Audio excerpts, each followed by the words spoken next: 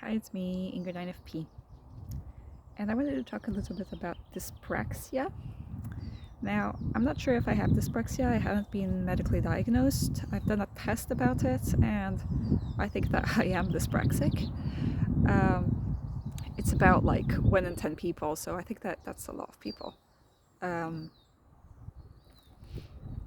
I'm not sure about the statistics though. Um, but yeah, so dyspraxia affects a lot of people.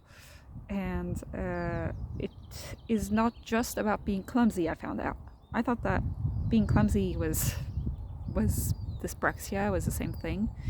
But apparently it can also be that you have a difficulty between your uh, the signals between your body and your mind. And so I think that a lot of us, you know, people on the intuitive side of the MBTI spectrum kind of recognize themselves in that, being a Se-blind INFP kind of thing. But yeah, so I think that I have dyspraxia to a certain degree. And um, and it's not just the clumsiness, it's also that I have difficulty with auditory processing disorder. I've self-diagnosed myself with that a few years ago. Um, which is, that you'll hear what somebody is saying, so you have no problem with your ears or your hearing. However, you have a hard time processing what's being said. So if somebody tells me an instruction verbally, like I'll need to have it written on paper, or like somebody will need to repeat it, or I need to like repeat it to myself or something in order for me to remember it and to actually know what I have to do, you know? And so that's my auditory processing disorder, which I think would be kind of under that umbrella of dyspraxia, because it's about, you know, difficulty with the physical world. I think that autism is very, like, a common comorbidity is dyspraxia for autistic people, and that's because we have sensory issues, um, and so sensory issues um, are because we have a different way of processing our senses, the information from our senses. But so dyspraxia is more linked to a lack of coordination. That it feels like my body is disconnected from my brain. Um, and yeah, I was terrible at PE at school, I was like the worst. And like I can't catch a ball for my life, and I am terrible at sports. Um, I, my sports teachers would be like, "You're not trying hard enough, whatever," because, but I was trying my hardest. Like it just doesn't work. Also, you know, a lot of sports involve team sports, which, because of my autism, was not great because, yeah, I didn't have many friends, and that's hard doing PE with people who hate you. But apart from that, the actual process of just, hand-eye coordination, understanding when the ball is going to come, it doesn't matter how many times I try to catch a ball, I don't get much better at it. Maybe I'll get a little bit better with practice, but it's not like I get, that I can learn how to do it easily the way that most people seem to be able to learn it, you know? I guess that because I'm a girl, it seems like it was more accepted, more normal for me to not be able to catch a ball and to be really clumsy. But I was really terrible, you know? And my mom was like, she uncomprehending about how I could be so bad at sports, when she was like looking at your grades in sports, she said, looking at your grades, it seems like you're a couch potato who never does any movements, but it really wasn't the case. As a kid, I loved to skip, I loved to run, I loved to dance. Um, but I was just so uncoordinated. I did some ballet and I could coordinate myself there for some reason. And I was okay at writing, you know. I never had the best handwriting, but I wasn't like the worst. So, and I liked doing like little arts and crafts and such, but I'm not super clean when it comes to like drawing and to like, you know, I'm not the best, but I'm not like terrible at those kinds of fine motoric stuff. But when it comes to like big motoric stuff, like catching a ball or, you know, being you know, riding a bike, I rode a bike when I was 6, and I remember it took me a long time. And yeah, I forgot how to ride a bike, so now I feel really clumsy when I just climb on the bike. I can't catch the. I feel like I'm going to fall off, and yeah, so it actually leads to a lot of problems in my daily life. And I realized, wow, well, this is also affecting my driving, because that leads to a lot of incomprehension about like what steps my feet should do at the same time as my hand should do something, and my sense of depth and understanding like where I am in space with my car makes it really difficult to maneuver the car.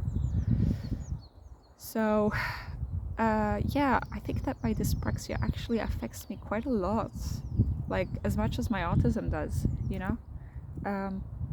I also think that there is something to it that, you know, interoception is difficult for a lot of autistic people, but it's also hard for dyspraxic people. I imagine that lack of interoception can also lead to alexithymia, like not knowing what you are feeling. And I experience dyspraxia also when I'm at work. I never figured out how to type quickly, you know, so I still type with like 2 fingers on each hand. Like I'm really slow at typing, and I can't, you know, when I have to do these things using needles, I'm really scared of using needles because I'm so scared of like hurting myself, because I'm not very precise in my movements. And, you know, I'm glad I'm not a surgeon, because I'm not that clumsy. I think that I'd manage, you know, if like I'd practice that movement quite a lot of times, and I'm okay with my fine motoric skills. But, you know, the large motoric skills are really hard. I just feel disconnected from my body, basically, and I don't really move gracefully. Usually I'm always like holding a part of myself when I'm walking. This is something that a lot of autistic people do. But I think that, you know, anybody who's not connected to their body will do that. And yeah, so apparently dyspraxia can also lead to social problems, but that's because, not because of the social deficits of autism, it's because of the fact that you can't stand being around loud noises and all that. So that is similar from autism and dyspraxia.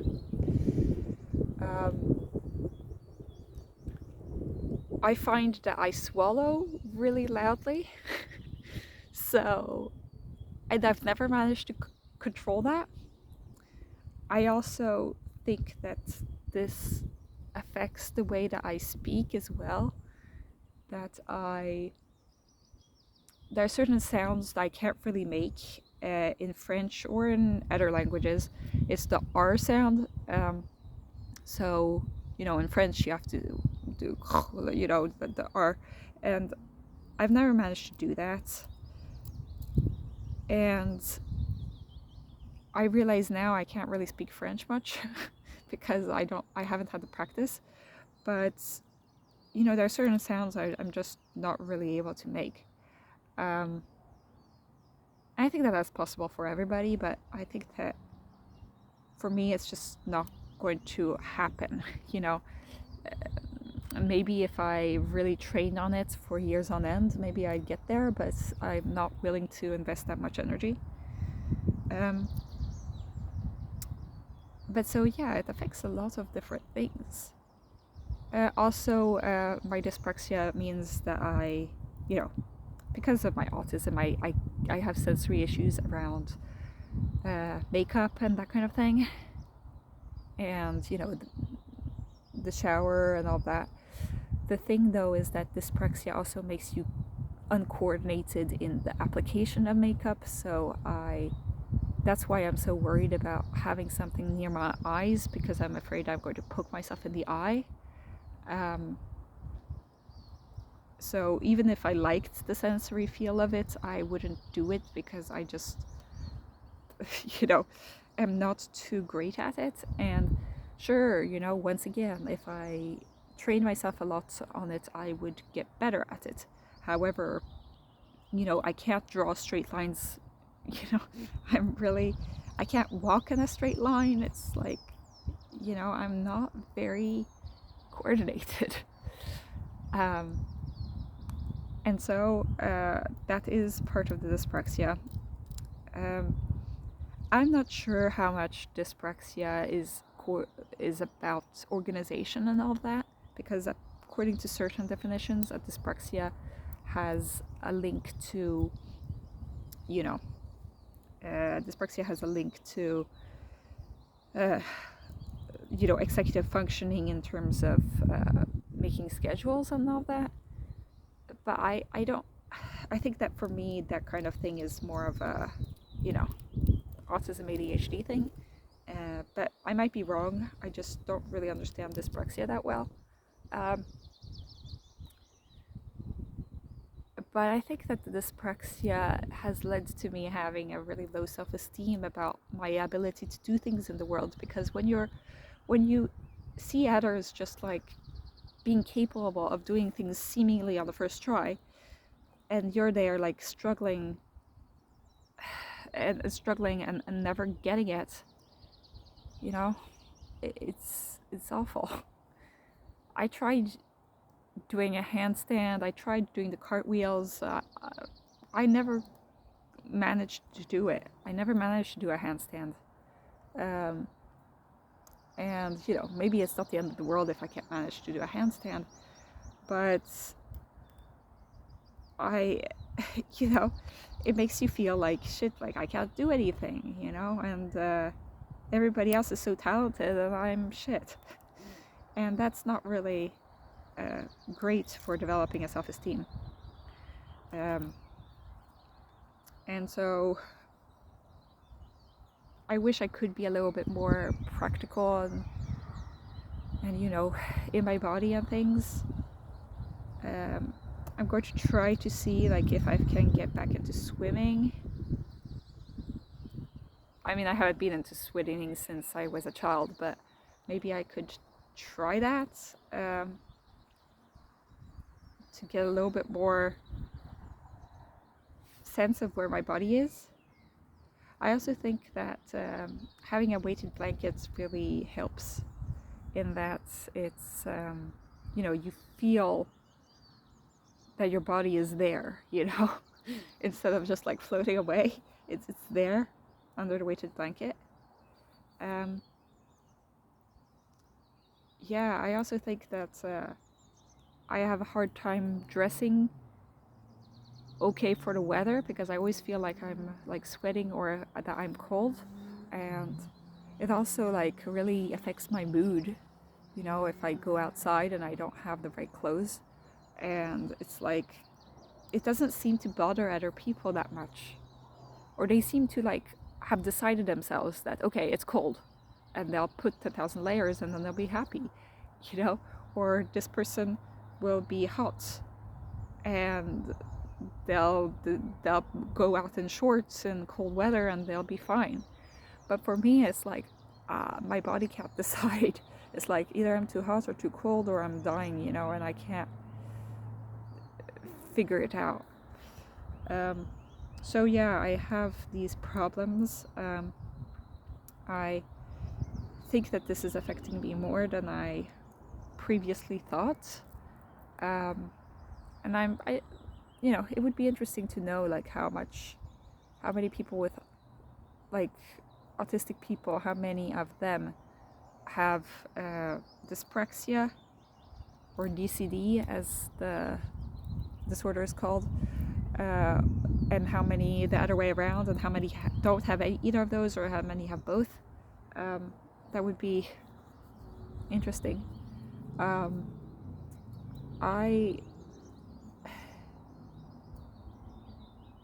I don't know if it's a spectrum or if like there are mild cases or what it is, but I'm not always really bad at these things, but sometimes I'm really bad at these things.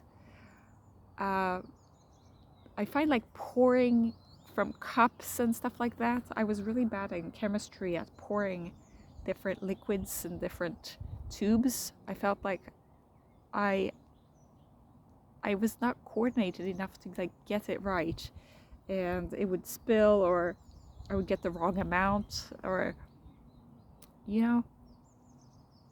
I guess that doing it in normal cups is fine, but once you're doing things like into the millimeter, it's not.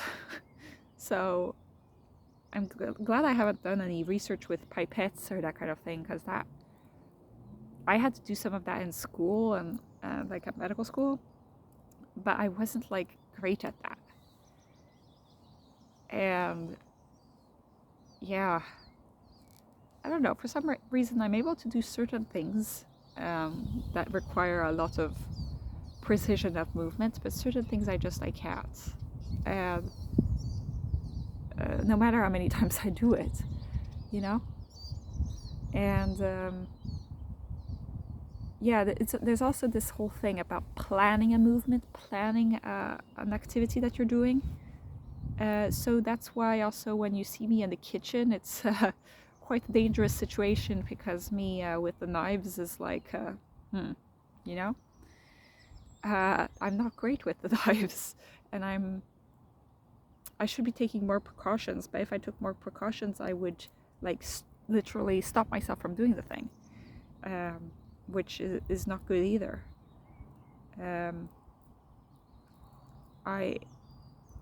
I can get into it, but you have to like put your whole body weight into certain of those movements, and it doesn't come really naturally to me, because I feel like I have to mobilize my body into following what my mind is thinking, but my mind is going super fast and my body is so slow in figuring things out, and sometimes it just feels like it's completely disconnected.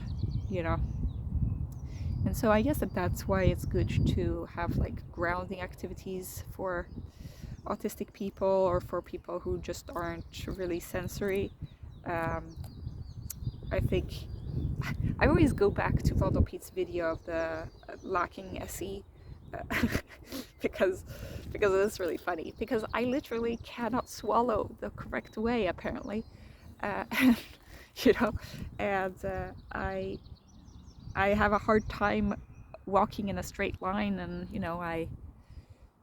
also one thing that I did a lot as a kid was that I would accidentally step on the back of my mom's shoe while she was walking, because I guessed I had to follow her at all costs, and so I would not control my... Oh, there's a spider on my finger. Oh, no, spider. Sorry. So she'd get mad at me because I kept doing that, and I kept like making her shoe fall off by stepping on the back of her shoe, and it wasn't my fault. It's just that I couldn't really place where my feet were going. That's also why I always looked at my feet while I was walking, rather than like looking in front of me. My mom kept telling me, the sign that something is kind of wrong with your kid is that they don't know, they have to be told how to walk.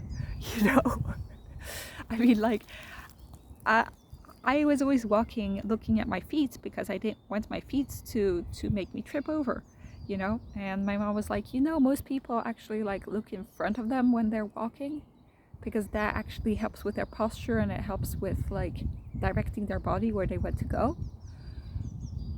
And so I thought, oh, okay. Then I started doing that. Then I realized that my back was hunching while I was doing that anyway. And yeah, my mom then berated me on that, so I couldn't win. But basically, I think that this dyspraxia thing has affected me way more than I realized. I made a video a long time ago about INFPs and INFJs and which one is most clumsy. And I decided that my INFJ friend was the most clumsy, but that I was,